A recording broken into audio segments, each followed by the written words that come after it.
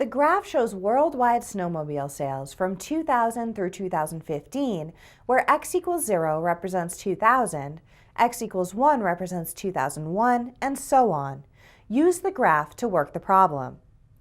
The graph shows worldwide snowmobile sales, where the x-axis is the year from 0 to 16 in increments of 2, the y-axis is sales in thousands from 0 to 250 in increments of 50, and we see the points 0, 209, and 15, 151 are connected with a straight line.